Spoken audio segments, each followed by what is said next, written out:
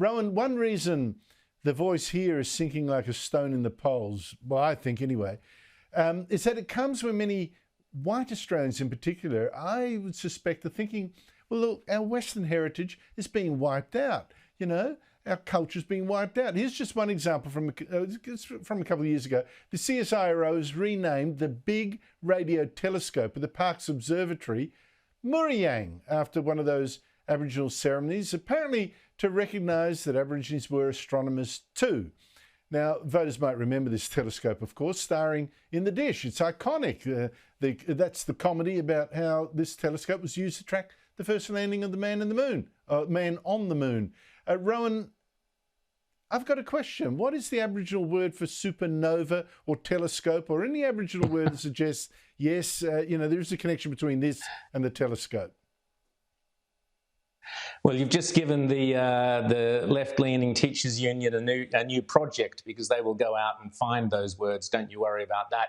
And they will invent them and they will make them up, and suddenly we'll have a whole new range of Indigenous words put together which describe various more scientific actions or programs. This is ludicrous, but it's not surprising. If you go on a Qantas flight now, I was astonished a couple of months ago, but now I guess nothing really astonishes me anymore, when they told us that they were paying their respects to the Indigenous elders on the land, the sea and the air. So suddenly the land, sea and the air is owned or originally owned or to Indigenous custodianship.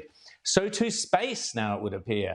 I guess we will see future school kiddies can look forward to a future moon landing in which, as they come down the steps off the lunar module, they light up the gum leaves and do a welcome to country ceremony, because that too seems to be ubiquitous everywhere across our society now. But you're right, the reality is that, all jokes aside, the reality is this is a serious attempt, a deliberate attempt, a long-running campaign to remove all vestiges of Western civilization, colonialism, British settlement, the Commonwealth, etc., from the language, from the signs. You drive down the highway now, you see signs of country that you're supposedly in that you had no idea, even though you're paying the rates to these particular countries, you had no idea that they existed. Now they exist, they're formal.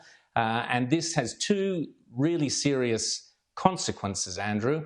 One is that it threatens property rights. If you keep on telling people that you're on someone else's land, at some point a judge is going to say, well, yeah, you've admitted you're on their land, so hand it over. Correct. The second thing I would say is that it's an attack on Western civilization, and every aspect of Western civilization has now been transformed into some kind of Indigenous equivalent. You are so right. So even white creations like the city of Melbourne are now Usnam instead. Rowan Dean, thanks for your time.